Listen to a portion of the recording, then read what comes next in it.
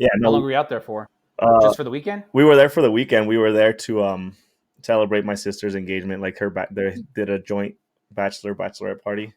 So Okay, all the wedding party was out there, and I'm the nice. officiant, so I got to be a part of everything.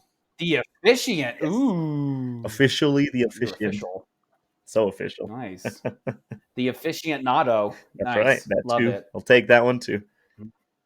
Yeah. Well, the NFL draft took place this weekend in Motown, and records were set.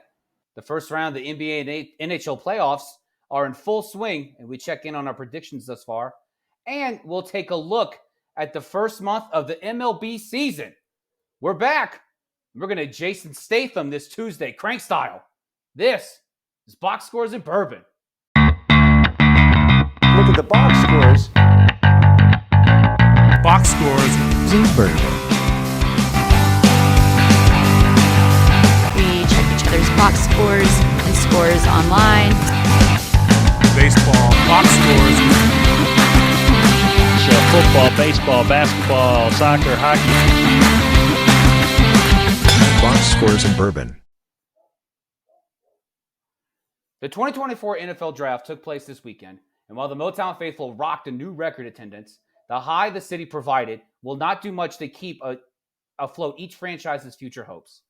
And that's a good thing. Each team's war room, you hope, did the work of scouting for this weekend in an effort to improve their team in a way that aligns with the culture they are trying to establish and build upon. And you hope as a fan that your team's front office has a clear and concise way forward, because two things are true the moment Mr. Irrelevant is selected. Not every pick will pan out, and there will be ones that surprise you. But the thing that matters in each team's the thing that matters is that each team meticulously carry out the plan in front of them.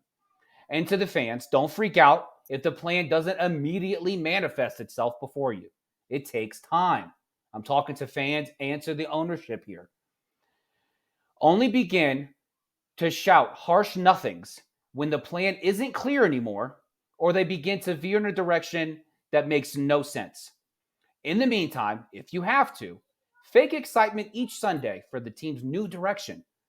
And if you can't remember which excitement that is, it's the same fake excitement that you shouted when your team announced a player that you undoubtedly have never heard of before. Buddy, I watched a bunch of the draft this weekend. A bunch of it. A bunch of the draft. Good. It was I gotta tell you, watching the draft as just a fan is one thing. Watching a draft as a fan, but also in order to create content for a podcast is so different. Because now I'm sitting there watching. I'm watching with a keener eye. Right. I'm doing my notes and my research before each round. Yep. And then so each round, each day takes 3 hours. And so it's not over yet. So you stop, you look at everything that night, that morning, content, draft, the more research content. And it's just like, It's nonstop. when do I have time for my family? Full-time job hosting this. It is a full-time job. But I do it for you guys, and I love it. I loved every single second. And honestly, this draft was really interesting because I didn't expect, like I expected, 3 teams to reach for a quarterback. Right. I did. I didn't expect for those 3 teams to reach within the first 12 picks. I didn't expect that to happen. 6 teams reached at this point. It's not even 3, it was 6 of them. Well, okay, here's my thing, okay? And because I posted on one of the TikToks at BSB Sports 24 that Nice plug. that my favorite draft of this past weekend was the team formerly known as the Redskins. I feel like they did not only did they go get who I believe is the second best quarterback in this draft class behind Spencer Rattler. We'll get to the Saints later. Oh, goodness gracious. But they also went and got a tight end that is more like an H-back, but a lot of his play it mirrors Mark Andrews. And every team in the AFC, the NFC, they saw what Baltimore was like when when Andrews went down. It was just by the grace of God they had a guy named Isaiah Likely who wasn't likely to step up and to be a Mark Andrews replacement, but he was. Okay. You're so clever And with your then, take. aren't I? And then, so they went and got Ben Sinnott. I like that. So they had 3, I think, second-round picks. They went and got Ben Coleman, a lineman. I think he's from Kansas State.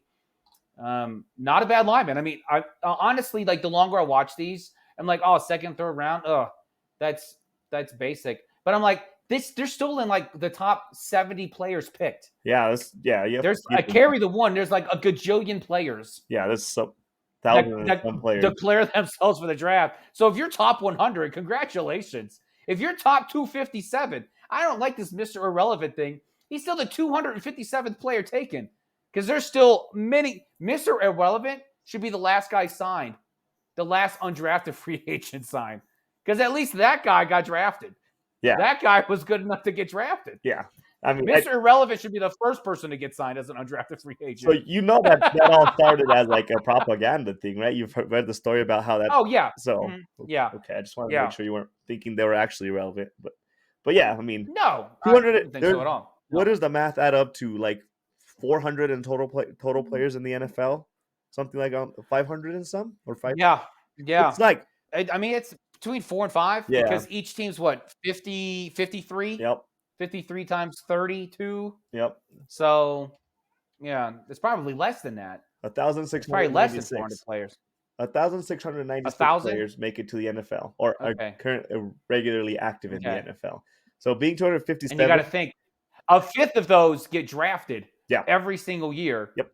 And maybe a third of them stick. Yeah. So it's like, and it's not perfect. Let's not forget that there's probably 300 colleges. There's 400 colleges that all have hundreds of players. Because you have D2, you got D3, you got NAIA, you got the Canadian schools. Yeah, you got the CFL, whatever people drafting from. So there's probably tens of thousands of players, and only 257 of them make the NFL every year. Yeah. Well, before we go any further, we messed up. We did. We must cheers our way into this. That's true. We're just so excited about the draft. Where's your drink? Right here. Where's your drink? Sorry. I was waiting. Oh, okay, there it is. Good clink. Clink. Cheers, everyone.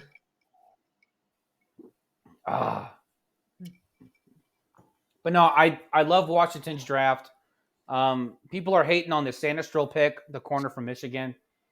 When you have a defense as bad as Washington's, you can have open tryouts and stick Mark Wahlberg back there, and it'd still be a leg up on what you had last year. Yeah. So them being able to have that, them being able to have that, and then the end day 2 getting Luke McCaffrey, that was huge. And I posted on TikTok. I said it's sneaky good because Adam Peters came from San Francisco, and who's the most versatile player in San Fran? That's Debo. And so they essentially just drafted their white Debo, their Weebo. They drafted their Weebo Samuel, and he's gonna. I'm telling you, and the kid was a quarterback at Rice. He's a quarterback at Rice. He's the little brother of Christian McCaffrey, so he got beat up on as a kid. So his kid's resilient. Yeah, it's not like he decided to retire and become an accountant. And no, he was like, no. And that family is full of athletic genes, so he should be at least relevant. Maybe he won't be. When your dad is Ed McCaffrey, yeah, and then your brother's Christian, and his mom too. His mom, I think we talked about this in a previous episode. His mom was like an all-American like soccer player, I think. Yeah, yeah. So that family has something going on that I envy them. But I was during your monologue, I wanted to start screaming "Sweet Nothings" because you said what the moment the path for your team becomes unclear, that is when you should just start screaming "Sweet Nothings." So, am I at the point? You started shouting 2 months ago. Yeah, am I at the point where I need to start screaming "Sweet Nothings"? Here's the thing: I hate to admit it, but the Cowboys did a smart thing in the first round, where anytime they have a pick in the 20s, which is every year because they never have a pick in the 30s because they won't win it. The highest we've gotten was like But they 16th or 18th. So we're never, yeah. But they end up trading back, and they got the best of remaining linemen available in Tyler Guyton. It was I good. thought that was a smart pick. You traded back, you got some extra picks. That's good. Now, what they did with those extra picks, I didn't really see them go after any not special teams players, but like receivers and running backs. I didn't. They They got a tight end. They drafted one receiver in the 6th round from Southeast Did they? Missouri. Yeah, but it's not anything impressive. Yeah, but I mean, I'd rather them if there is a silver lining. I'd rather a team make the picks that aren't the flashy picks and just go with a solid, at least hitting one pick per position of need, except for the running back position, which they didn't hit. But I think that was just the guy that they wanted didn't make it to when they wanted him, so they had to go with the next person on the board, I'm guessing. Yeah, I don't know. Yeah, but overall, they had I mean, it was for the Cowboys or just overall? In general? No, I'm done talking about the Cowboys. That was my spring. Okay, I was gonna say, we're done. I know you didn't watch the draft if you're gonna say that language. No, I'm done talking about the Cowboys. There's nothing besides their lineman, which is a great guy. I'll give this Guyton. He's huge. He's like 6'7", 6'8". That guy's massive. He's gonna be a good solid line if he ends up being at least decent next to Tyler Smith. They did go and get Marshawn Nealon, that edge rusher from Western Kentucky or Western Michigan. Western Michigan. They went and got him. Yep. So I think that was a good pick. I think that was the 2nd round they got him. That was their 2nd pick. So, but other than that, I really thought they'd go after a running back. Everybody did. Get to date. But there were enough there to where half the teams could have drafted one. I like what the Panthers did. I thought the Panthers did a good job of trying to provide for Bryce Young. They drafted O-line. I think I like what they went Bears and got more. The Bears. I think the Bears did. They had a sneaky good draft. Yeah, they did. It's hard for me to say that they effed it up, but we'll see in 3 years when they're turning around trading Caleb Williams around because Andrew Luck's little cousin is coming out of. We had already discussed this. The Bears operate in 3-year franchise quarterbacks, and then they try again. Yeah. No, but it was the draft overall was good. I still stick with my sneaky good pick was Tip Ryman, a tight end from Illinois. He's going to be a really fun asset for Kyler Murray. I could care less about the Cardinals. I really just don't care because I don't even know how much Kyler's body cares because they can never stay healthy. I know Kyler's mind cares, but I think his body's given up. His body's giving up. Chose football over baseball. 4 his years. Body is always hurt. 4 years. He's always hurt. He got hurt like 1 year. He was still part of the one hurt injury this year. You can't. He tore poor man. He tore his ACL. He needs a year, which happened to fall within 2 seasons. So he's not always hurt. Well, that's not my fault. I didn't do that. It's not his fault either. I'm just saying. But it's not his fault either. But no, Cardinals go ahead and get Tip Ryman. I really like that pick. Of course, I love Spencer Rattler going to the Saints. And it's honestly a really great spot for him because he gets to sit behind a guy who's guaranteed to play for the next 2 years. Right. The way Derek Carr's contract is structured, and I know the Saints love dead money. It's like their favorite thing in the world. But even they are not going to sit there and be like, well, let's keep him. Unless Derek Carr just does so laughably bad. He's out of there next year. I mean, he hasn't. I doubt it too. He didn't do laughably bad this year. No. He didn't. No, exactly. He just took too long to put it on. So, and my only concern is now he's got a new system. It takes him a year to learn a new system because, I don't know, he took the short bus to Fresno State. I don't know, but... Well, the problem is he went to Fresno State. I mean, he probably went to Fresno State because it's a short bus in high school. But it's going to take him too long. I hope it doesn't, but you can't take the first 6 games of the season and figure it out. That's what training camp is for. Well, yeah. You figure it out then. Figure it out then. Do it then. What are you doing? What is your obsession with Rattler, by the way, with Spencer Rattler? My obsession comes from the fact that of just his Oklahoma. He lost his job in Oklahoma. No, okay, so here it is. So he came out as arguably the top quarterback in his recruiting class back in 2019. He went to Oklahoma, lost his job at halftime to Caleb Williams against Texas. Oklahoma comes back, wins that game. The rest is history. Right. And then he transfers to South Carolina. Yep. But it was that transition from who he was at Oklahoma to how he just transformed under Frank Beamer in South Carolina. It was that transition, not just on the field. It was the intangibles off the field. Oh, okay. He became extremely humble. He became it was a 180 from just who he used to be in Oklahoma. Like, that's not my fault. That's their fault. They didn't run the routes right. Oh, the system isn't right for me. Blah blah blah. I probably should have made that throw. And if it wasn't his fault, he would go behind closed doors. He would challenge his receivers, but he would own it out in public. He'd say, "I'm the quarterback. It's on me. It's on me to make sure that we get that stuff done." Well, at least you're giving him the intangibles, because his gameplay. I watched his gameplay in South Carolina last year. I mean, he was just an average. Yeah. He looked average. He made the plays that needed to be played, but he didn't look impressive, which is why he fell so far, probably. Yeah. He's still. Okay, and that's the other thing too is he still has. He has an arm for days. That dude can sling a pigskin, but it's his reads, it's his movement in the pocket. It's a lot like J.J. McCarthy, except J.J. has no arm. But J.J. went number 10. So, and it's only because he was 26-1 in a loaded system. If Spencer Rattler goes 26-1 in South Carolina, he's the number 1 pick, and he's like, "Suck it, Caleb. How about that?" But it's not so much the stats he put up. It has everything to do with his skill level, where he's at as a young man. And he's still young. He's still incredibly young.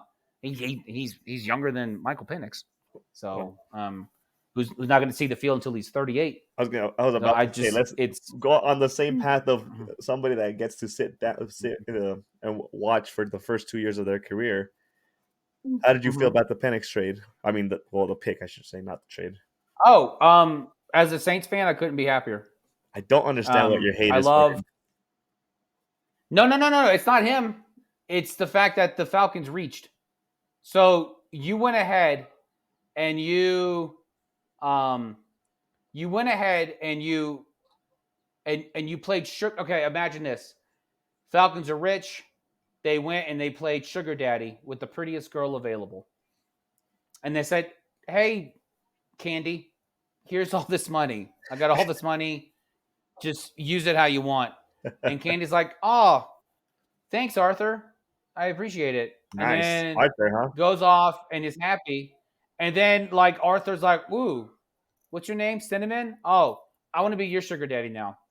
And it doesn't make any sense. And when you take a guy, when you move heaven and earth, and so there's 2 parts to this. Okay, I told you earlier I had I had a take on this. Okay, I was looking up Spencer Rattler. He's only a year younger than Penix, but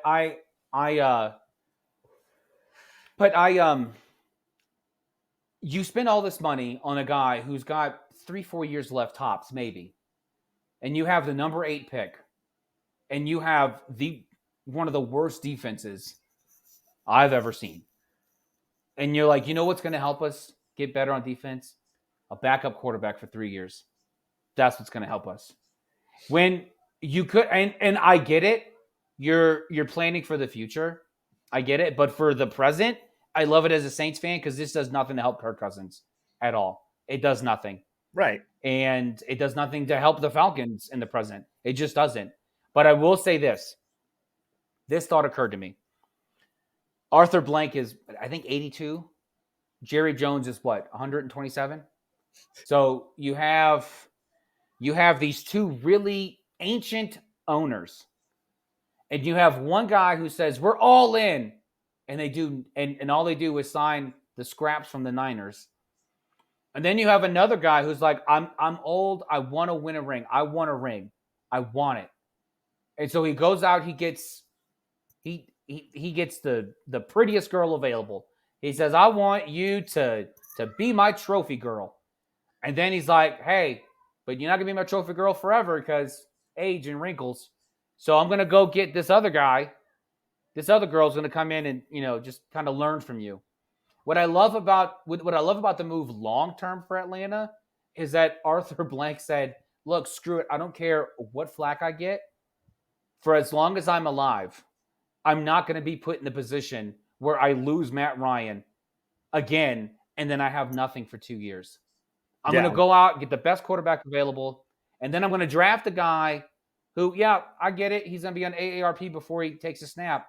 But I'm going to go get a guy who's going to start for me after the first little guy is gone. I'm confusing metaphors here, but I'm going to set myself up. I'm setting myself up for success. I like because it. If you look at it, Michael Penix, I like the pick for the long term. I do. I think it's great because, what better guy to learn from than Kirk Cousins? Sit behind Kirk Cousins for a couple years. Yeah. 3 years. That's a great, that's a great situation. Probably, yeah. But for the present, it makes zero sense. And it's just weird because for an owner who says, I'm trying to win now, and he's like, I'm going to win now by winning 4 years from now.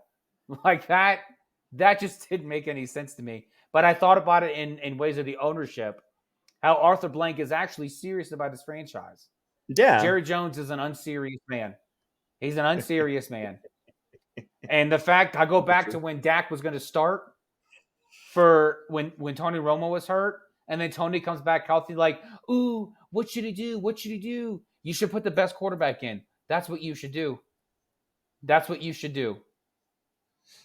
And he chose poorly. And that might easily happen. There's a few. I loved the Penix trade. I was excited for anywhere that he landed because I think he's going to be really good either way.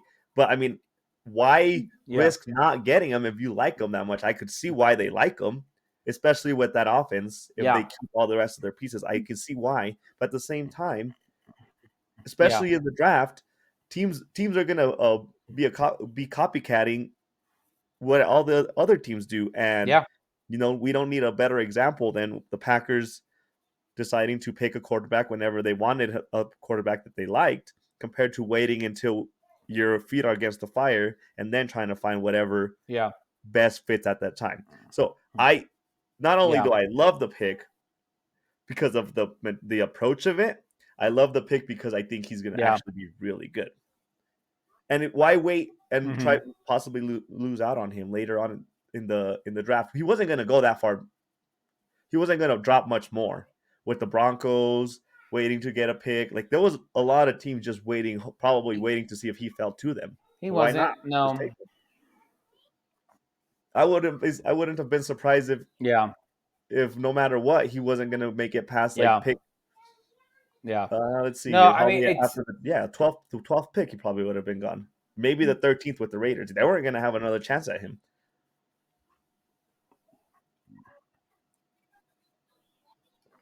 So it makes sense to me, and I am excited for him. I'm not hoping that Kirk Cousins gets hurt. It wasn't. It wasn't. It was just. It was odd, and I think it. And just like I said, watching this draft was extremely unique.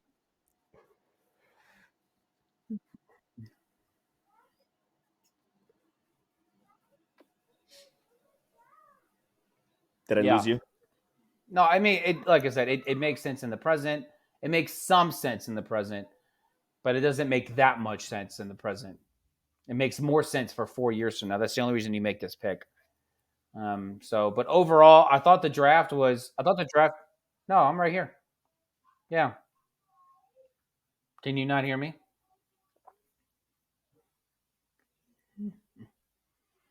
I can't hear you.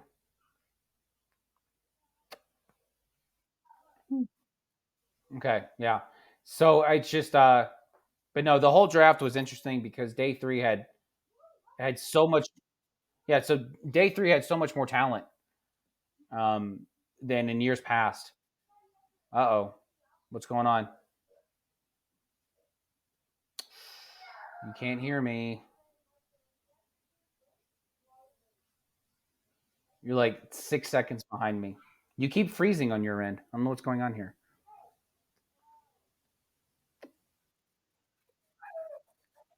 I think we are. You're going to hear what I just said 2 minutes from now.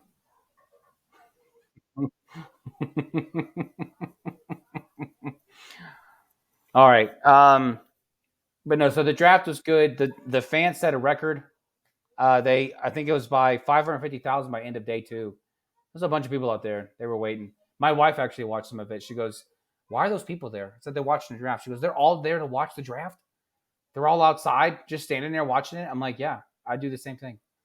So she didn't understand how draft worked though, because she thought every city was doing this. I said, "No, the draft's only happening in Detroit, and everyone's there. That's it. It's not like in downtown LA, everyone's crowding the streets for the draft." So, but let's move on to the NBA NHL playoffs. Let's move on there. The uh, the Suns got swept, so that was fun to watch. Yeah. You want to speak more to it? I can't hear a word you're saying. All I hear is yep.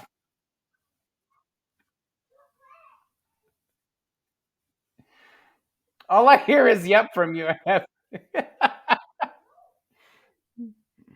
You are freezing up on me right now.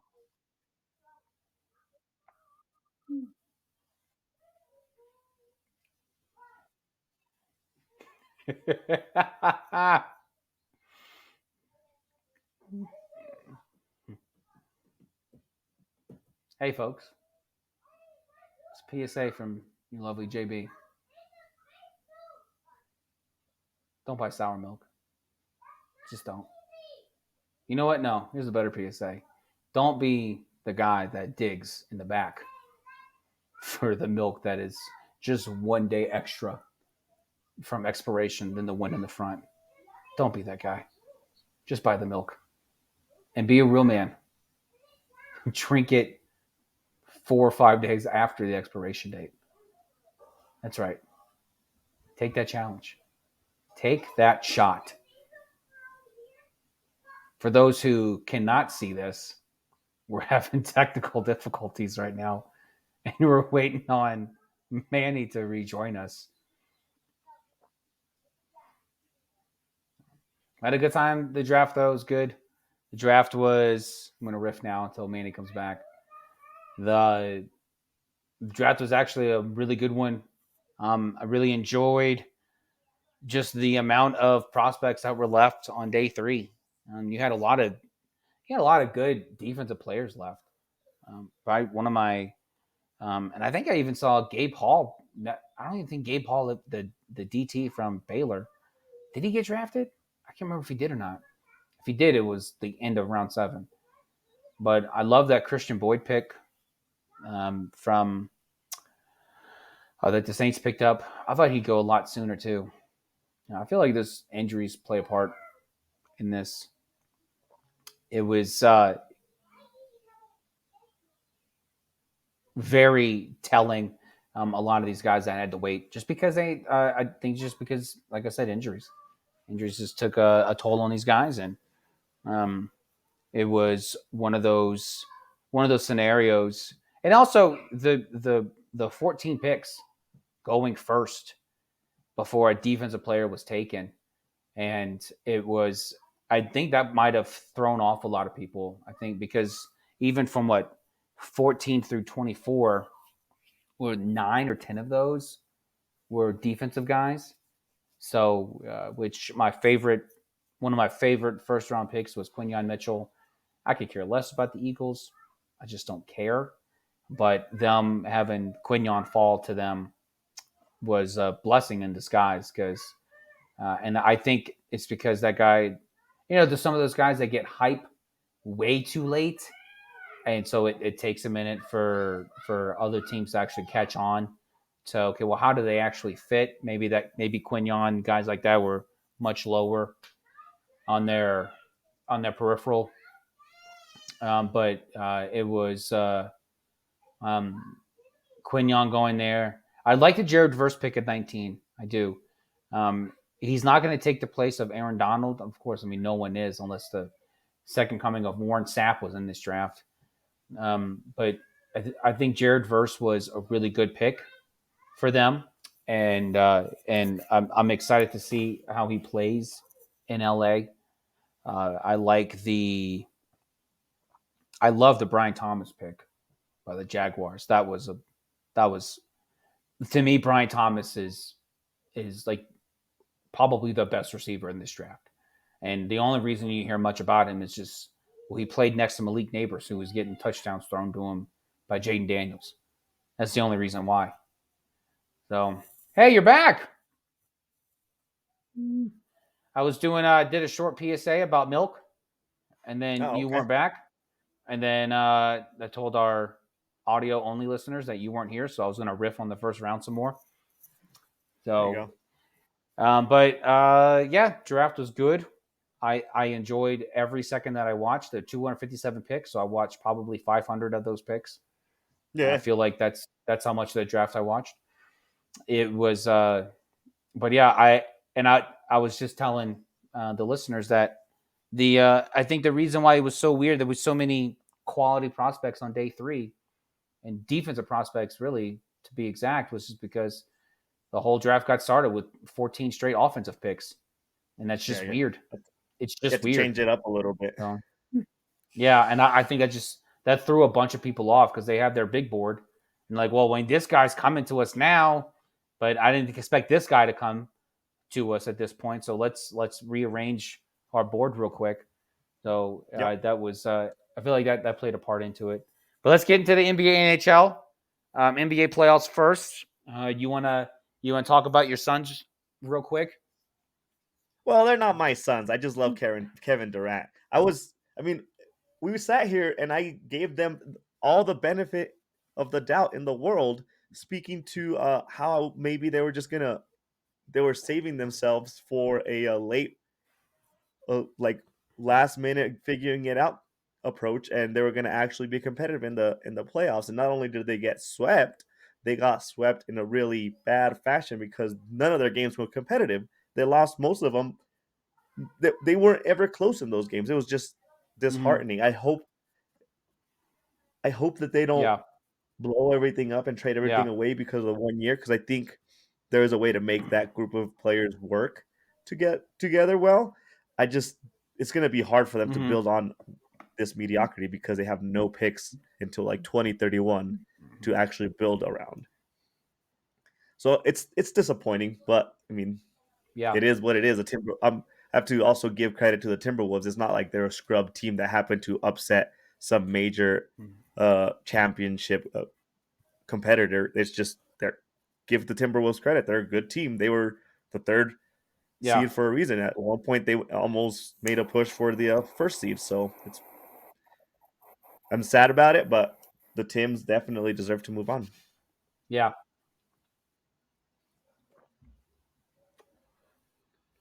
What are your thoughts on it?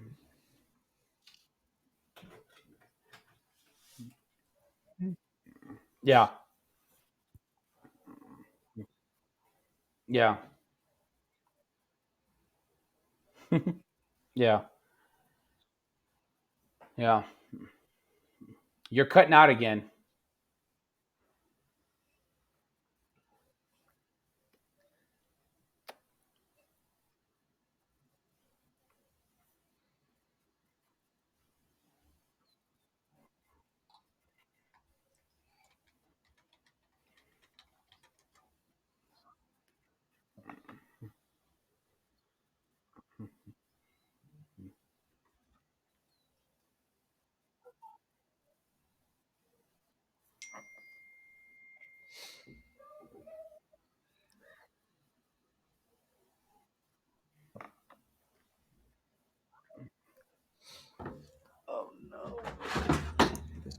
man. Yeah. No, I'm gonna let Manny here work on his technical difficulties here, but I thought the T Wolves were just a much better team. My favorite part about Minnesota this year is watching Anthony Edwards just come to life. He is. I said this to a couple guys this weekend, and I was very careful with my language. I said, but there are some moments in the game where Anthony Edwards moves Jordan-esque. I'm not saying he is Jordan, but he just there's an aggressiveness about him, where he'll just attack you, and just the way he moves the ball is one of those things that just reminds me of how Jordan used to play. Now he's not Jordan. Man, he's gone again. But he's not Jordan, but he is definitely someone who has announced himself in a huge way. I mean, we all knew who Anthony Edwards was before the playoffs, but the mere fact that he just turned it on in this series, and I expected the Suns to sun at some point. No one suns quite like the Suns do in the NBA, but I didn't expect them to get swept. I didn't see that happening.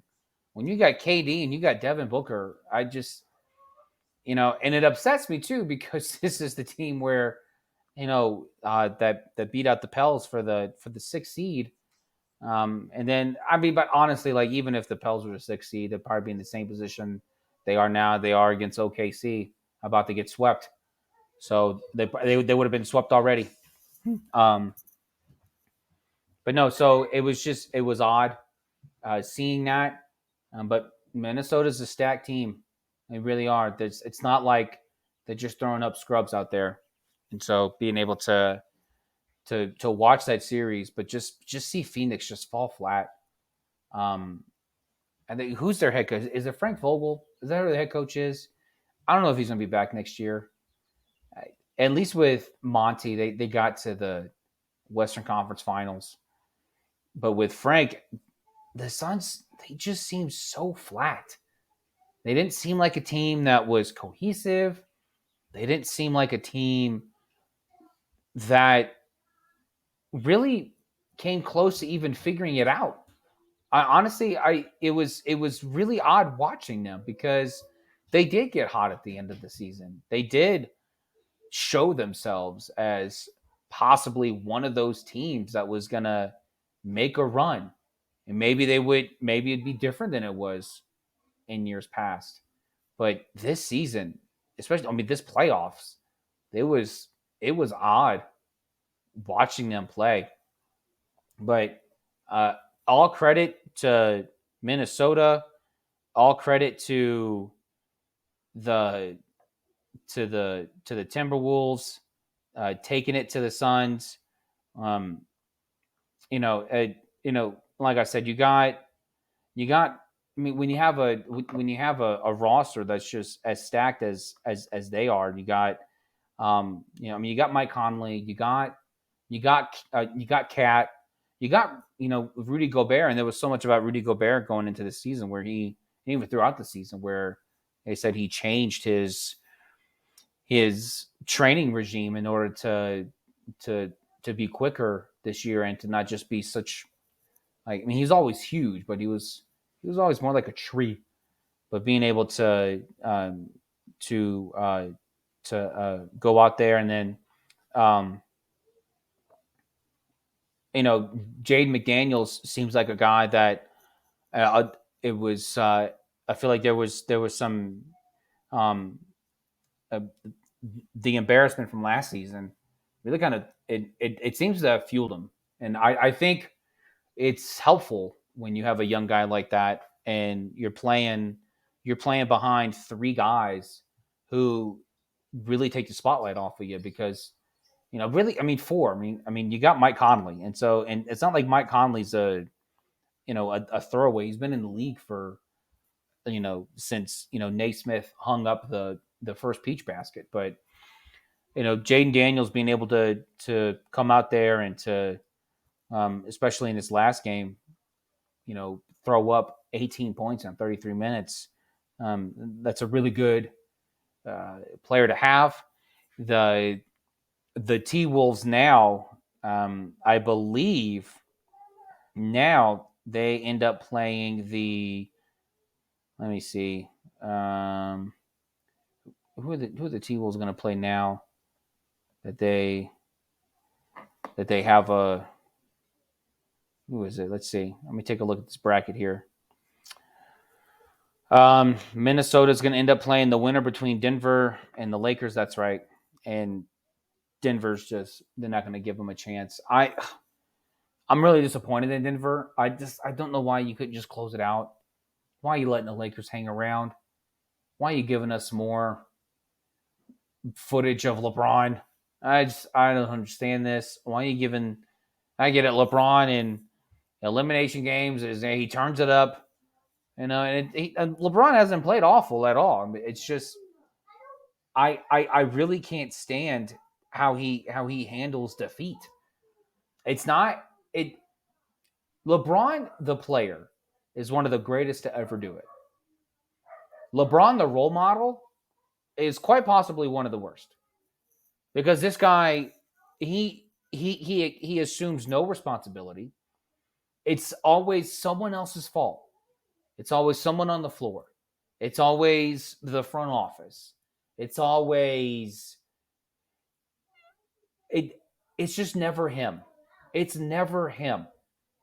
And then anytime they come, and they have this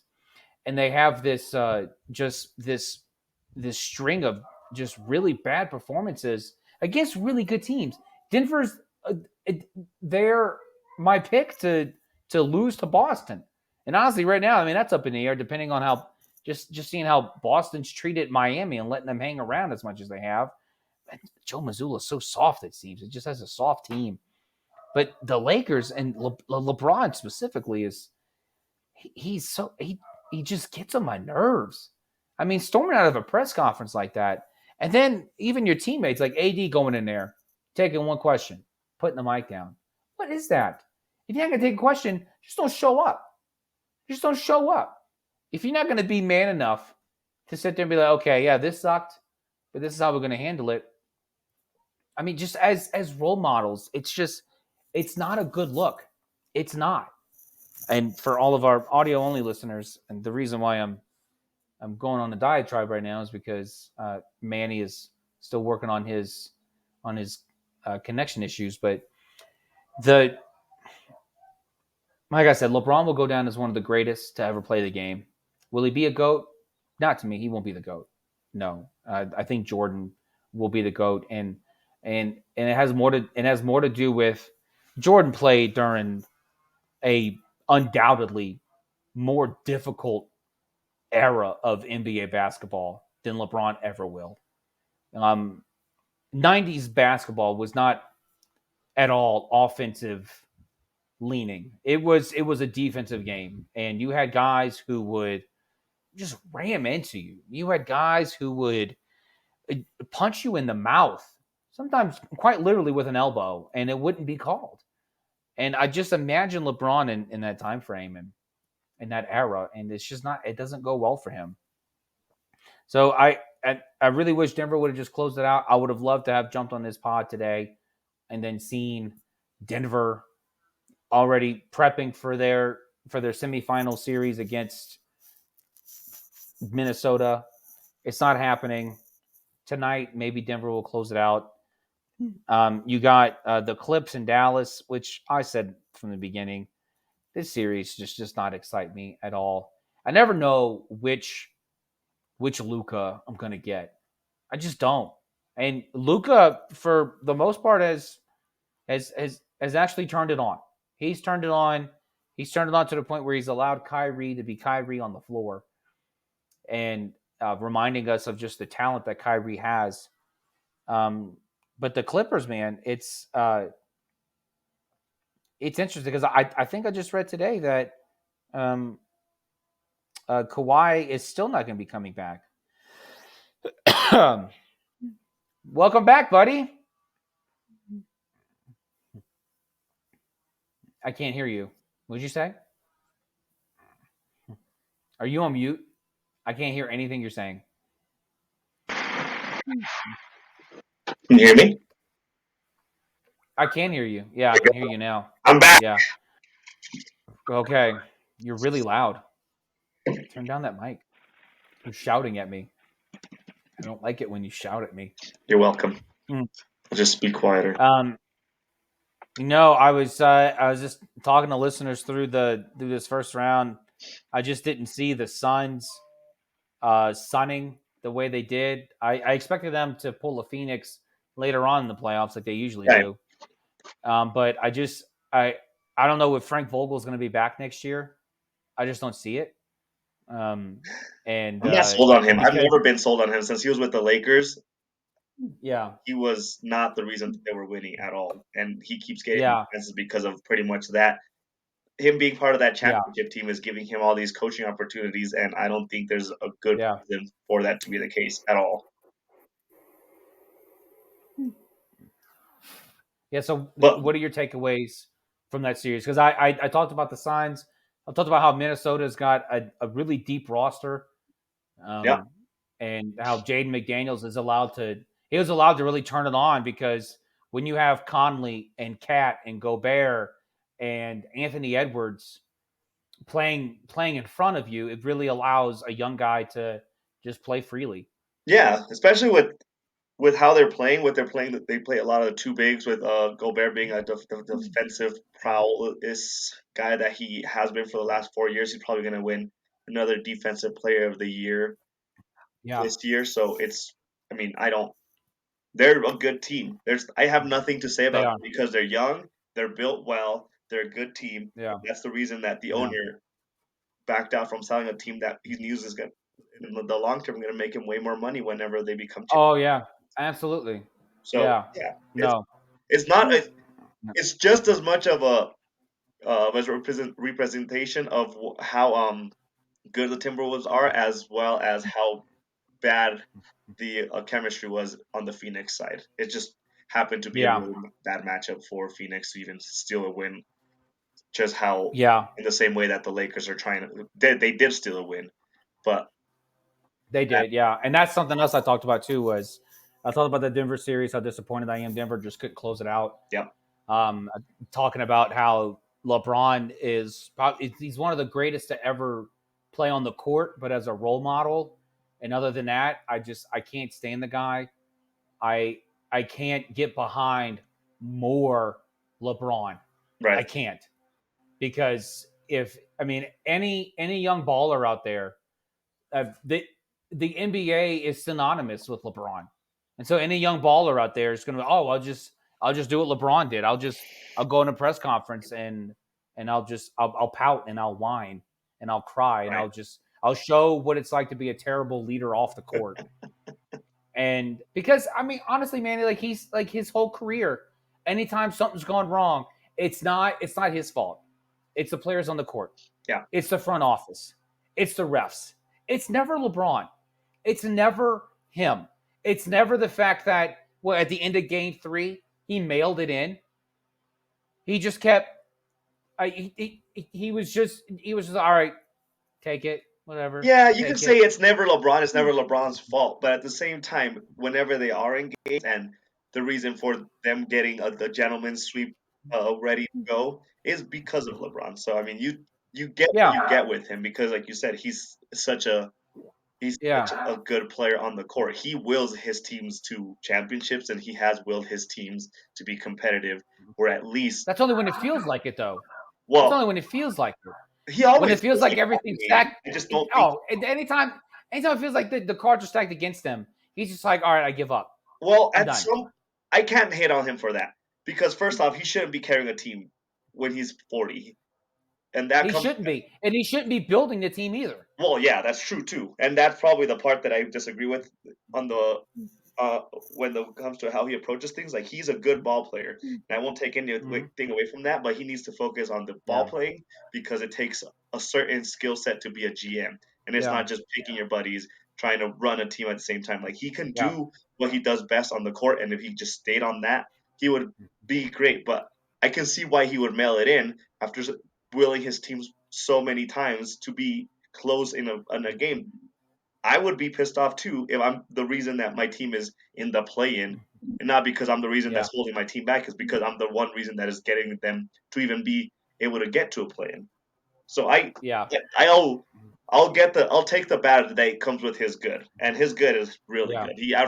I think he averaged almost 28 points this No, season. he's been lighting it up even in this series. Yeah, But my problem, and like I said, my problem is not his play, so to speak.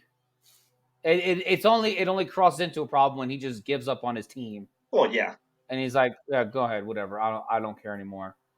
And just like then every he other just lets toxic his frustrations relationship. known. Just like any other toxic It, relationship we know, at some point it is. one of the people are like, "Fuck this! It's not worth my effort. Do what you want. Yeah. You want to crash and burn? Yeah. Crash and burn. Like I'm not gonna stick around to see Yeah. it, or I'm not gonna kill myself even more than I already Yeah. am." So Yeah. But speaking of crash and burn, I'm just looking at this next series, and as much of a high Minnesota's on, they got to play Denver. yeah, They, that they is got gonna to be play great Denver, though. and It's that I'm really excited about that series because before you got back on, I just started talking about the Clips in Dallas and how ooh, unexcited I was about that series, and I still am. what? I still am. No, I am. And look, and here's the thing: is I said before the playoffs started, I wasn't sure what Luka we were going to get. We've gotten hustle Luka. And that's great to see. And the series is tied up at 2. yep. They play game 5 tomorrow. I think it is. Um, I think it's tomorrow. yeah, because they just played yesterday. Yeah. I think the only game tonight is game 5 of Denver and the Lakers. Yes. And that's the only NBA playoff game we have tonight. Mm-hmm. No, we don't know. I hate No. to tell you We this. have game 4 of the Celtics Heat, and then the Thunder finish their sweep of the Pelicans tonight too. That will happen. Um, But I hate to tell you this, JB. I think you're wrong for having those emotions. Your emotions are wrong. The they're the not wrong. Clippers Mavericks No. series is so good. No. I didn't say it wasn't going to be competitive. We lost him again. He's gone. For those who are just listening, Manny is gone again. We heard him so clearly. He just disappeared. No, man. And here's the thing. Is he back? He's back again. Nice. I can't hear you anymore still. This is weird. You've been talking for 15 seconds. I can't hear anything. But no,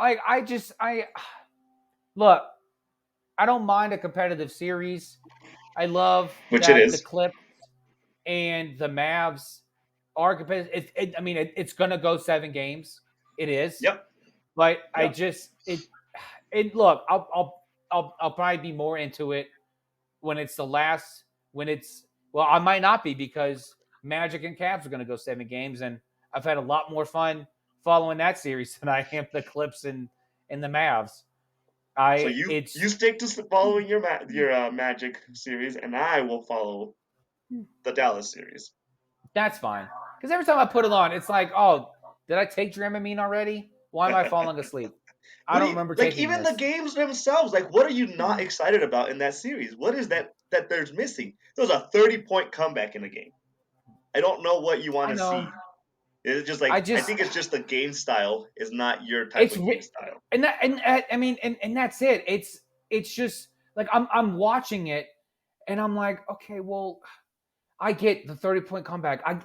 I get that, but why can't I just watch a game where it's gonna? Because I'll tell you this: the worst game I hate is when a team is coming back from a 30-point deficit, because it's like, where were you? Where were you this whole time? That's the beauty of the game.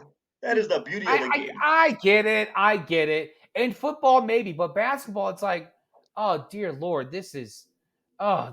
just. I cannot sit here and agree with you even close on that. And I think you don't have to agree with me. That's why we're great at this. Yeah. Because we don't agree, and I love it. So I have a theory on why you don't like that series. I'm trying to figure it out.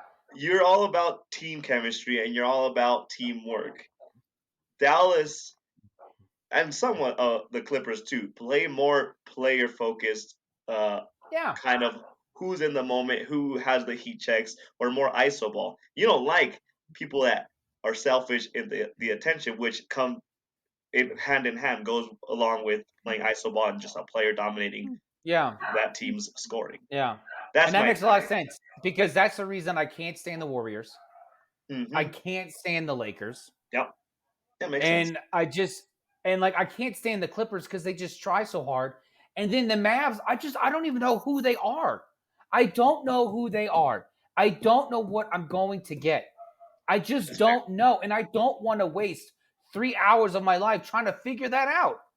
Well, I'd rather watch a rom-com because I know at the very end the woman's just going to still be emotional and she's somehow going to get the guy to kiss her.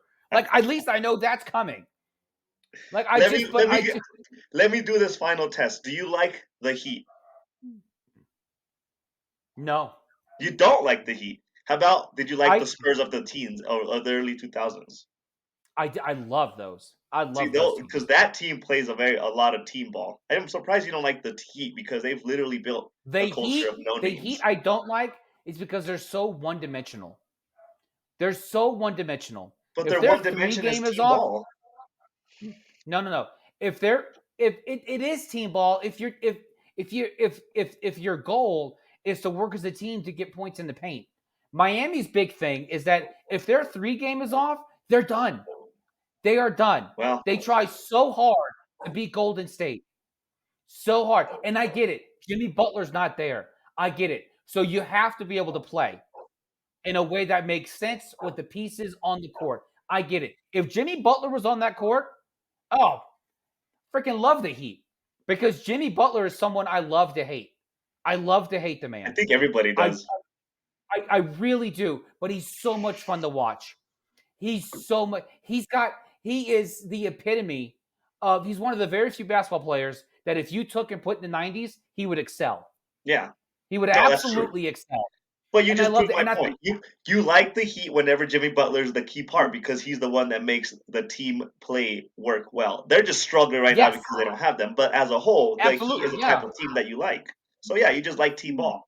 So you'll hate player-centric offenses every time there is one. I just do. Yeah, that makes sense. I can see why you don't like that series, and I can see why you don't like the Mavericks or the Clippers. But I'll tell you this: I'm concerned that the Clippers are doing better whenever Kawhi's not in the game. I just heard that Kawhi's not playing Game 5, so they might win again. They announced him that he was going to play, and I think I saw something just like today that said, Kawhi's not going to play. Yeah, so the Clippers are probably going to win this game. There is my hot take for this segment. The Clippers are a really good team. The Kawhi is the misfit piece that doesn't fit in that offense. Maybe. He could be a great defense, but his offense, I think, maybe there's too many ball players or too many. And that's the problem. That's one of the problems I've always had with Kawhi. Kawhi abandons how great he is on defense in order to become this otherworldly offensive player. You're not that guy, Kawhi. You're just not. Stick to what you do best. Stick to what gave you a name, and that was your defense. He was an otherworldly defensive guy. And when Kawhi first came into the league, what was it with Toronto? Was it with Toronto? Kawhi, no, he was with the Spurs. Yeah. He was a tail end of that dynasty. The Spurs, that's it. When he was with the Spurs, he was one of those guys that when he turned it on offensively, it was because he had to. Yeah. He needed to. Because he was a 6-man at that point. Yeah, but when Kawhi tries to be the guy, it falls apart. No, I don't think so. He's the reason Toronto won. Does. This is why Boston excels. Because Jaylen Brown accepts, I'm not the guy. I'm not the guy, and I'm not going to be the guy. He's not the guy in this offense. He's not the guy in this offense, but he shouldn't be the guy in any offense. He shouldn't be. If I'm Jaylen Brown, I could give 2 craps. If Boston wins a ring this year, and I'm Jaylen Brown, give me a lifetime contract to stay in Boston. Let me play alongside Jason Tatum. Yeah, because that's fair. Jason is the guy. With way Kawhi plays. He single-handedly the reason that Toronto has a championship. He can be the guy. It just happens that in this team, there's too many of the guys. He can't do what he does. And that's Carry what a I'm team by saying. Like himself. when he They're was missing with San 2 players. He Antonio, could be the guy. when that's my point, Manny, is that when he has to step up, when he has to, it works well. He doesn't have to be the guy with the Clippers. He doesn't have to be, but he's too busy trying to be the guy. He's trying, like when he was with Toronto, Toronto won because of Kawhi, because he had to be the guy. He had to be. When he's going, he is the best when he's in his element. When he is when he plays out of necessity. When he plays out of necessity to be the guy, he's great. When he plays to try to be the guy, when there's other dudes there, it doesn't work. I think you're looking at it backwards. I think you are saying Kawhi is the cause for the dismay. I think no, I'm not saying. I'm saying if Kawhi played the part that Kawhi has played when San Antonio and with Toronto, if he plays the part of being the guy that he needs to be when the moment needs him to be it would be just fine. But because he tries to be the dude, and I get it. He's getting paid dude money. I get that. But you don't have to be the dude. Just accept, hey, I'm getting all this money, but guess what? I'm not 1A. I'm not 1B. I'm at least not tonight. I'm whoever the team needs me to be on any given night. If Kawhi was that, if the Clippers are better with Kawhi when Kawhi plays Kawhi ball. Yeah. When he tries to be the dude, it falls apart. It's probably I think it's more of the system. It's not necessarily Kawhi for Kawhi's sake. I think the system is doing him a disservice because they have too many pieces. They do. Yes, I get it, and it's not just him, but it's the fact that let the others figure out what's going on. Let them figure that out. Okay. Only step up when you absolutely need to. In this case, on this team. In every case, Kawhi, just be Kawhi. Just if you have to step up that day, then step up. Step up and play the game that the moment calls for. I'll give you that on this team because that is what it calls for. That's what I'm saying. He could always be the guy. Like in Toronto, he had to be the guy. So he was the guy. Yeah. And San Antonio, he didn't have to be the guy, only when he was called to. Mm-hmm. In LA, he doesn't have to be the guy, but he is trying to be the guy. Okay. The moment's not calling for Kawhi to be the dude. We can agree on that much. That in this situation, he doesn't have to be the guy, and it's not working well because of that. We can agree on that. We'll agree on that. And that's perfect. I don't mind that at all. I'm just saying that Kawhi just needs to stick. Like, if you're 3 minutes down, if 3 minutes left in a game and you're down by, I don't know, 9, and you're going to sit there and be like, well, no one else is making a shot. No one else. Like, it just seems like nothing else has fallen. Kawhi turned it on. Right. If Zubac, if Harden, hell, if Russell off the bench, whenever he decides to show up, if and then even and Paul George, like if these guys are showing up, then let them show up. Yeah, you be the support. Yeah, that's fair. There are just some guys. That's exactly what the Celtics are doing. What LA needs to do is exactly what the Celtics are doing, which is whenever a guy is in the spot, everybody else takes a back seat. Yeah, Jalen is the guy only when Jalen needs to be the guy. Yep. This entire Boston series, I mean, and let's just shift to it. This Boston series, you hear more about Porzingis than you do about Jalen. But Jalen's not going out there every night and trying to prove, oh, I'm better than Porzingis. Yeah. Jalen wants to win. Mm-hmm. Jalen wants to win. And if he's given 20 assists tonight to Jason and to Kristaps, then okay. Jalen's fine with that. Yeah. And that's what Kawhi needs to be with LA. Right. That's what I'm saying. Yeah. Kawhi, what the Celtics have been doing has encouraged me from what I was afraid of whenever before they were going into the playoffs, which is that they were going to collapse under pressure. And now that I've been watching them in the playoffs, they are playing the right way when it comes to letting the ball player have the moment that has the moment in their hand. Yeah. I think I don't know if it was game. I want to say it was game 3, maybe game 2. The Celtics went cold in the third quarter. Oh, They were like yeah. on an 8-9-0 run, Mm-hmm. and Brown got about a 3, and then it was like instantly they didn't have to communicate it. He got a 3. The Heat went back. They got us 2 or whatever. They got their points. Yeah. And the offense rotated instantly. He was the one that was bringing the ball up. He was the point guard at that point, and everybody else was staying back, clearing space. And he got 3 threes in a row, and they took the lead just like that. I love that about the way that they're playing. No, and I love that too. Yeah. So let's wrap up the Western Conference first. Okay. So we have we have the last the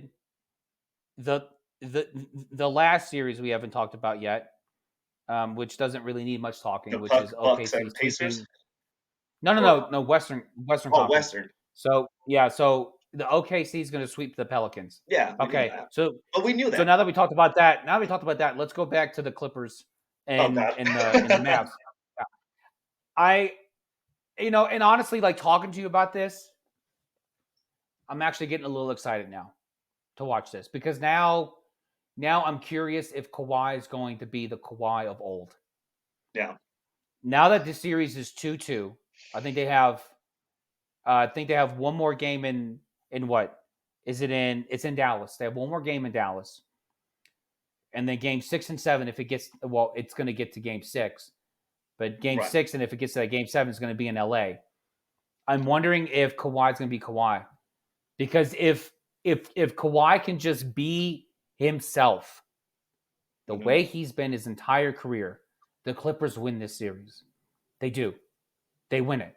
There's absolutely, I know it's a 4-5, but the rosters, the way that they're constructed, there's no reason the Clippers shouldn't have a 2-game lead on Dallas. Yeah. There's no reason. There's just no reason. And the fact that it's 2-2 and that you let Dallas split it in LA. Mm-hmm. And now you're at risk of letting Dallas take 2 of 3 from their home court and being down a game. If Kawhi can be Kawhi, there's no reason LA shouldn't win this series. There's just no way. And because the way that and to go back to the other point, I think it's the reason why, because it's not a team effort right now. It's not. It's just hungry hippos out there. I want the most balls. I want them. It's not working. It's not working for them. And in order for them to be consistent, they have to stick to their assignment. They have to stick to what they're best at. Yeah. And it all begins with Kawhi. If Kawhi can just be the dude that he's always been. Okay, tonight you want me to get boards? Great. Tonight you want me to get assists? Okay, great. Tonight I need to be the guy? Okay, great. I'll be the guy tonight. Kawhi needs to stick to his game. And if Kawhi and I get it, health plays a big part in this. I understand. I get it. And I maybe part of this is Kawhi just trying to prove his worth on the floor while he's out there. Maybe that's part of it. Maybe Kawhi's trying too hard to prove his worth and why he deserves to be on the floor. I mean, he has the hype behind the team, so it would make sense. He is. But there's just no reason why the Clips should be tied with Dallas right now. I mean, I don't think you're giving Dallas enough credit. I mean, I said beforehand. I'm giving Dallas all the credit Dallas deserves. All the credit Dallas deserves. Okay. But now since Luka is actually showing up, it is paramount when Kawhi is on the floor. Kawhi gets it out of his head that he needs to do more than what he's doing. He needs to get out of his head.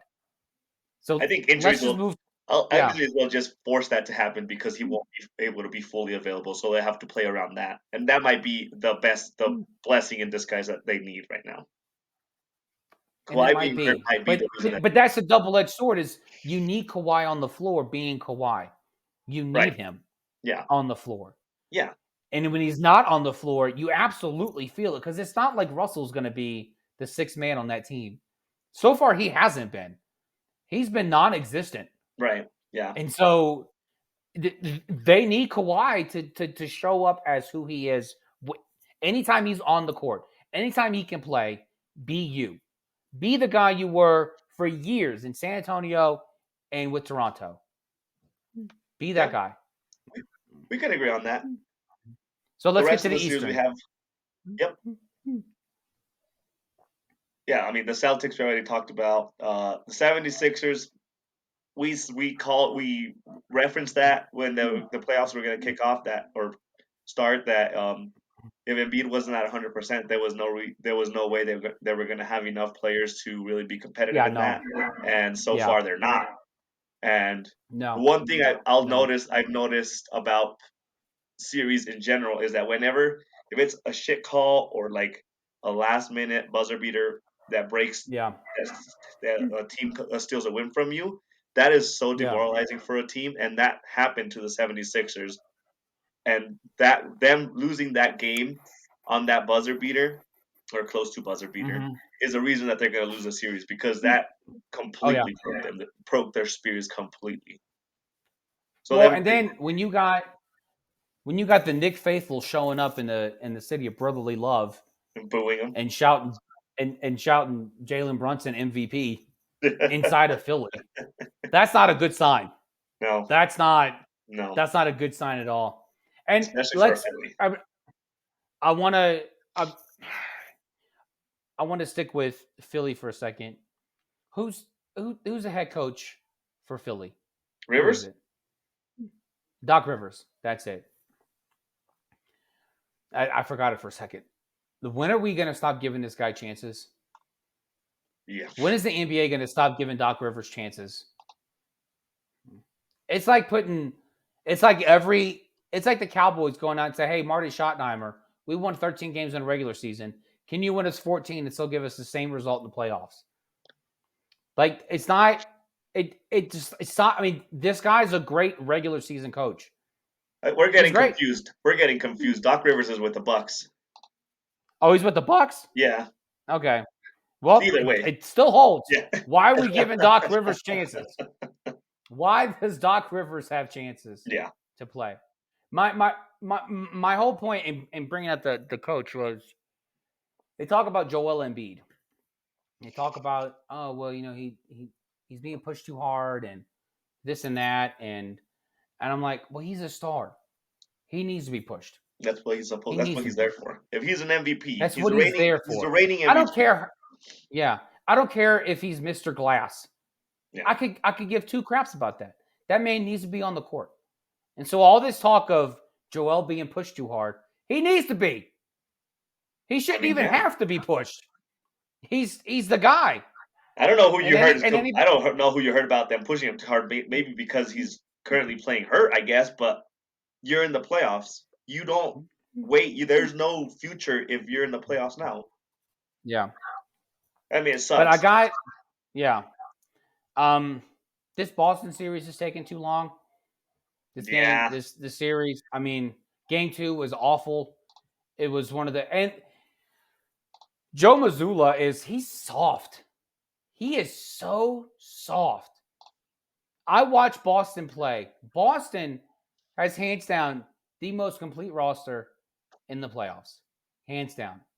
Boston should be the Texas Rangers of last year, just sweeping every series. They just should be. I mean, it should. But Mazzulla is so soft. If Greg Popovich was coaching Boston, this series would be over tonight or tomorrow. There would be no, Miami gets to win a game. There'd be none of that. None of that at all. The Heat, for some reason, has the Celtics number. For the last 3 or 4 years, they've had their number. And I know it hasn't always been on the Heat side. The Celtics have got the best of them, too. But for some reason, they match up really well for them. I don't think it's coaching. I think it just happens to be a really good matchup across the board. No, it could be a matchup, too. But it's just there's no reason Boston shouldn't be running away with every single game. Right. There's no reason. And the only thing I'm watching, this is the one series I'm watching more than any of them. Because I have all my eggs in Boston's basket. All of them. And I am watching this series. I'm seeing how Boston responds. And Boston just let their foot off the gas. It's like watching a Sean McVay Rams team. They have the lead and they take their foot off the gas. It makes no sense. Continue to attack. Be aggressive. Complacency. Show me some aggressiveness out there. It's complacency. Are they complacent? Yeah. And they just stop. They think they're going to coast to the finals. They probably think they're going to coast to the finals, and they need to be careful. And the more I watch this Lakers series, and the more I watch this Boston series, I'm not so certain Boston becomes the clear winner here. I'm not so Denver, sure. You mean? Yeah. Yeah. No. The way Denver's playing, and I have to fault Denver for giving the Lakers one. Yep. You shouldn't have given them one in the first place. You could have won. You should have won that game. They should have. But I mean, the series should be over already. It should be over. Yeah, it should be, and that is one of the reasons why I picked the Nuggets to be over the Celtics, because the Nuggets are consistent. The Celtics are good. They're streaky good. They're a burning fire good. But the Nuggets just coast through dominance, and they don't have off days where everybody's off. They just have days on where everybody else is good, and then certain players step up to even the next level, which is a way to dominate. Yeah. Let's get Cleveland, Orlando. Cleveland's going to win this series because it looks like every home team's going to win every game. So Cleveland's got 4 games at home. That's simple math. So Cleveland wins 4 games to 3. Indiana, I mean, as long as Siakam just continues to play out of his mind, there's no reason Indiana shouldn't just close out this series. Not with all the injured players that they have currently on the Bucks side. That team is they're going through the emotions of having to play players on the court for 48 minutes. They don't have anything. They don't. They really don't. But the problem with Indiana too is Indiana's soft too, because they're letting Milwaukee just hang around in these games. Yeah. It's like it's something about these Eastern Conference teams that just seems so soft to me. The only team that doesn't seem soft are the Knicks. The Knicks they will go out there, they'll punch you in the mouth. If they lose, great. Okay, whatever. They'll come out and they'll punch you in the mouth again. I'm getting really excited for an Eastern Conference championship between the Knicks and Boston. And if Boston can't get their crap together and just begin to dominate like they should, it's going to be like every other year where Boston just lets us down. Yep. They just let us down. Welcome to the bandwagon. Welcome to my side of things right now, JB. You were on the bandwagon saying they were going to dominate, and I said, no, you need to watch them in the playoffs, and then we'll see. Yeah, I'm looking at New York. The Knicks seem like the better team. The Knicks seem like the best team in the Eastern Conference. Easily. And if Boston doesn't pick it up, good riddance. Yeah, you don't deserve to be here anymore. Well, we will see how that goes. And I will make this prediction. If Boston does not make it to the NBA Finals, Missoula is gone. Brad Stevens is not going to take another. This was one of the greatest seasons that Boston's had in years. Brad Stevens is a brilliant NBA mind. He is. You don't think he already has his eye on another guy? You don't already think he has his black book, his Rolodex ready to go in order to call another head coach to replace Missoula? No, yeah. If you don't think that, then you're not paying attention. Because if Boston does not figure this out, if Boston does not get to the NBA Finals, I would even say if Boston does not win the NBA Finals, Missoula's gone. Oh, no, I don't think so. I think they have to make it. Because if it ends up being Denver, they'll just everybody will attest to the fact that Denver's just that good. If they make it, I think he's safe. Now, you know what? I'll give you that because Jokic is still on the other side. Yeah, and they are that good. They are that good to be. You still got to play the 12-time MVP. Yeah. So So, But yeah, because all right, let's. if they don't make that, Yeah. they're not missing any parts. That's the concerning thing with a team like that. That if you have all the pieces you need and you still don't make it, we always talk about this. I think that's like our go-to that we blame coaches on stuff. But Yeah. this is true with this case for sure. If they don't make it, they're not missing players. So the last piece left Yeah. to examine is the damn coaching. So yeah, I Yeah. agree with you on that. This team, it's just too damn deep. It's too deep and it's too good. Yep. It's too good. If one guy has an off night, you got four other dudes on that court. Yeah.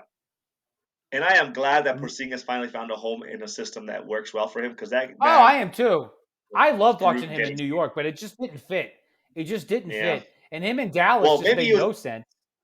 Maybe he just didn't fit at the time because now if he was on that Knicks team would be dominating. Yeah, maybe. It's just the Yeah. wrong time for him to be on that Yeah. team. But Yeah. they're both better off after the fact, so they're fine. He's fine. Yeah. Let's move on to the NHL real quick. I don't know how much hockey you're following. I'm guessing very little. I'm tracking certain teams. I Yeah. have my go-to teams that I'm following more than as Yeah. overall. I'm loving Vegas being over Dallas. And I remember I said this on the pod before the playoffs started. Dallas played really good hockey in the regular season. They were a great team. But if the Vegas Knights slipped in and they end up having to be the 8th seed and they play Dallas, Dallas was going to have a really hard time against Vegas. Yeah. And I hate that I'm right. I hate it. I hate that I'm right about this. That series alone is like just making me happy either way because I don't lose no matter what team wins that series. So I'm loving it. But you're right. Dallas is not matching up well with them. I was watching the last two games. Even that team, the most recent game where Dallas got that overtime win, by default, if you have to go into overtime to steal a win, it goes to show how competitive and how far the other team is matching up against you. Yeah. So yeah, you're right. They might be in trouble. Yeah. My biggest disappointment is Toronto. Boston, that they're a good team, and Marchand's a hell of a player, but Toronto's making too many damn mistakes, too many, and they are losing games. They should be up. It should maybe not up. It should at least be 2-2 right now. Yeah, for sure. 2-2. Both Tampa should not be on the brink. Tampa should not be on the brink of elimination right now, because Boston's a good team. They're a good team, but they're not that much better than Toronto. Yeah. They're just not. They're not. And it sucks because Toronto's been that consistently good team over the course of the better part of the past decade. Yeah. But every single time they get to the first round, they crash and they burn. They are too good to be down 3-1 right now. They're too damn good. Yeah. But they get in their own way. Every time they get on the ice, they get in their own way. And it is, I've watched this series so closely because I'm rooting hard for Toronto to make it to the second round.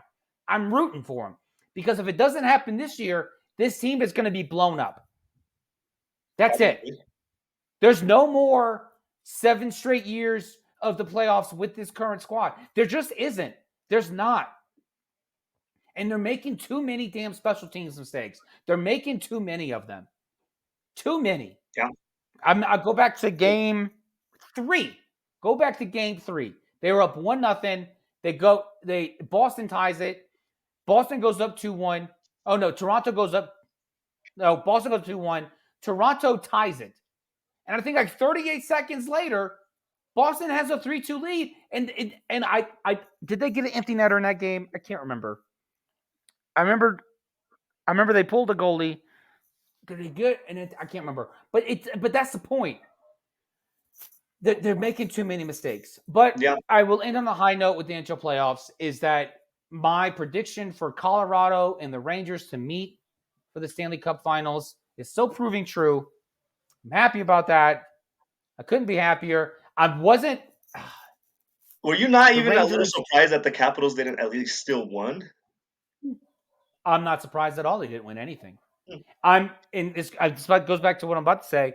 I'm surprised Washington scored as much as they did. So I'm a huge believer in Igor for president. Like I Oh, mean this, but it just goes back to the Rangers' issues on the defensive line. They need to get that together. They need to get it together because it's Washington's a good team, but they're not a good enough team to where the Rangers should be allowing two goals a night. It just shouldn't happen. It yeah. shouldn't happen. But and I said this before the playoffs started, that defensive line was going to be a problem. Their blessing in disguise, their angel from heaven, their archangel Michael was Igor in that goal. And that's it. And that is the reason. And God forbid something happens to Igor. God forbid. God forbid Shesterkin can't play. Because the Rangers stand no chance. They stand no chance. But so far, Colorado's up 3-1. And it looks like it's going to be Florida. I'm looking at it, and I think Colorado's up Florida's good 2-1, at it. not 3-1. Let me see. They're up 2-1. They're up 3-1. No, they're up 2-1. The Avalanche, they're up 2-1. The Avalanche are up 3-1. They are leading the Jets. Oh, no, you're right. 1 in You're that right. series. My bad. Anyway, sorry. Because I see Florida, because Tampa's probably not going to win this. They're not going to beat Florida. Florida's going to face off with Boston because Toronto's not going to win this. No. Florida's going to face off with Boston. Florida's too good at everything. They're not great at one thing, but they're good at everything. So Florida's going to beat Boston. Florida doesn't make nearly as many mistakes as Toronto does, and that's the reason Boston's been able to capitalize. But Florida is going to beat Boston. Florida's going to face the Rangers in the Eastern Conference Finals, and then you're going to have you're probably going to have Edmonton face off with Colorado in the Western Conference Finals. That's what's going to happen. He disappeared again. He's gone. We're so close to wrapping up the pod. He's gone. He's gone again, guys. But no, I'm relighting my stick right here. Oh, there you are. Had a little hiccup on my internet or something. I don't know. Yeah. Anyways. Real quick, let's get to our pick of six. Fix of six. Our fix Come of six. on, JB. I can't even remember our own segment. Let's jump right into everybody's fix of six. First on my list, my boy Zeke has signed with the Dallas Cowboys once again, because what is better than to have the body that you beat up for the last 8 years finish their career off with probably a broken back and a disgraceful ending to their career back home where he belongs. All in. Yeah, all in with old players and nothing exciting going on. Yeah, Romo's coming back too.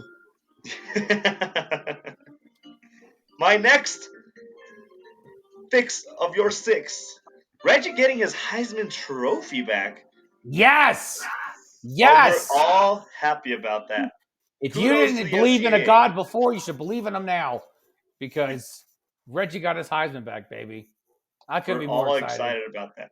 Good for the NCAA to having to. I don't feel bad for them, but I'm glad they had the courage to backtrack something, even if they looked foolish in the process of it, of having to flip the history. But I'm more happy for Reggie Bush. He deserves it, especially with all these NIL deals that are going around, where he probably got crumbs if you look back at how much money he even made. So kudos to him. We're all happy for you, Reggie. Good job. Congratulations. We'll throw another Heisman Trophy ceremony for you. My next fix is OKC, their head coach, being the NBA Coach of the Year. You laughed at me early on for saying they were my bandwagon team. I did. But I mean, they're doing some great things with the roster that they have, and I'm not disrespecting their roster, but with a roster that young, being able to do what they're doing right now, that is all coaching. It is all coaching, and congratulations to him for being the Coach of the Year. Well deserving, most deserving. Let's just hope the OKC team doesn't pull what other teams have been pulling and firing the coach after they win Coach of the Year. But congratulations, OKC. Welcome to the Western Conference Finals here in the next few weeks. JB's fix of 6. Ooh, I like that little reverb there. That was nice. Wow, it's an echo. Yeah. I'm going to start with Bill Belichick as a commentator in NFL Draft. Well done, Darth Hoodie. Well done. We all knew you weren't good at developing quarterbacks, but damn, you're good at talking about them. So well done on Pat McAfee's little stand there. Someone give Pat a chair. I don't know why he was the only one standing the whole time. That was weird.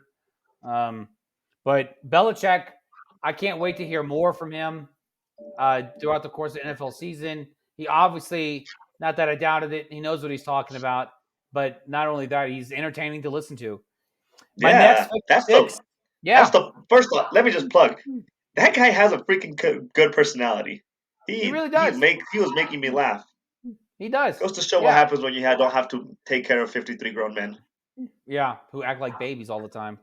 My next fix is 6. MLB needs relegation. There's no reason we should be subjected to watching White Sox baseball. And now I get it. Yeah, they won. They swept the Tampa Rays. Okay, fantastic. But the only reason we're talking about it is because they've doubled their win total since the beginning of the week. Now they're at 6 wins. We are a month into the MLB season. We should not be celebrating or lauding a team because they're now at 6 wins. MLB relegation needs to happen. We need to bring up the Space City Astros or the freaking Sacramento Kangaroos. One of these teams needs to take the place of the Chicago White Sox. It just needs to happen. And then lastly, MLB uniforms finally going to be fixed. There is also no reason why we should have been at the end of toward the month of this season and MLB uniforms are still not fixed. They just shouldn't be. But now that Fanatics has said that, hey, we're going to make the uniforms better, Nike is going to stop with this stupid sweat wick thing. I don't know what this is. This isn't golf, okay? I'm not interested to see the pits of Carlos Rodon, all right? I want to see uniforms that match. I want to see sweat not on the players. I want to know they're working hard without having to see that they've worked hard. So thank you. I'm hoping it actually comes to fruition. Thank you to Jeff Passan with the drop. The language he used, the tone in that tweet that he posted really makes it seem like it's going to change. So let's roll with the old uniforms and let's stop saying that Fanatics is going to change it. All they're going to do is go back to what it was before they effed it up. All right? Let's stop with the change here. Nike needs to change. Needs to go back to the old uniforms. Fanatics needs to be fired from MLB. You need to get a company out there that's going to give you the right apparel that you order. If I'm a baseball fan, I don't want a hockey shirt. Okay? You hear that, Fanatics? Get your crap together. And that is our fix of 6. Great job. Great stuff. Love it. Yep. And that is all that we're going to talk about today. What are you drinking, JB? I am drinking Dewar's 12-year double aged. So this is nice. I guess they double aged it for smoothness. I gotta tell you, it's smooth. What are you drinking? Good. JB, I'm bringing back my old what am The TX. categorizing as my recent. No, not that old. Though recent, I'm finishing the bottle, but I had to finish the bottle of my R&R Rich and Rare. Okay. It's Nice. been so good. I was actually excited to have this one today because I knew what I was getting. I knew how Yeah. good it was. Yeah. Second glass, you'd be proud of me. Love it. Drinking, No ice. Drinking it neat. That's right. Exactly. And my cigar today is going to be the La Colmena, the Warp cigar. It's almost like a piggy tail Lancero. Not quite a Lancero. You're smoking like one, but I'm not much of a light wrapper. Anytime I see a light wrapper, I think a Connecticut wrapper, and those just usually fall apart. But I've never had a bad La Colmena. So anyone out there looking for a good leisurely stick, La Colmena, you can't go wrong. There you go. I did us proud. I was in Vegas and I made sure to get my fix of a cigar lounge while we were out there. You did, and I saw the pic. I'm proud of you. Look at that. Thanks, buddy. Yeah. Love it. Don't ask me about how much I paid for one stupid cigar, but yeah, it was good. It was worth it. It was actually a really good cigar. I should have saved the label. You don't remember what it was? No, I don't. Because I was looking for some acids and they didn't have any, so the lady told me like, "Oh, this is gonna be the closest one." I'd never heard of it before, but it was good. Yeah. Okay. Was it like a Sweet Jane? Was it a Kind of. Deadwood? No, Okay. it was. Yeah, I can't. No, remember. like that. Deadwood's the company, the maker of the Yeah. Sweet Jane. So JB, okay. when I smoked the cigar was like 11:30 in Vegas. Do you think I was sober enough to even have a chance to remember what cigar I was smoking? Not happening. Well, I always am sober enough to remember, no matter how many fingers deep I am into my scotch. Yeah. Well, folks, that wraps it up for today's episode. Give us a follow on Spotify, Box Scores and Bourbon. Give us a follow and a comment on TikTok at BSB Sports 24. Follow us on YouTube, Box Scores and Bourbon page. Our goal is to get 100 subscribers by the end of 2024. So reach out to us. Give us your comments. Give us questions. We are constantly on the TikTok answering questions and comments and replies. Just let us know what you think of the pod. Let us know what you want to see from the pod. We started what happened to blank. So if there's an obscure athlete out there, you don't know what happened to him, let us know. We'll look into it, and then we'll talk about it on the next episode. Till then, peace out. Cheers, everyone. Take care.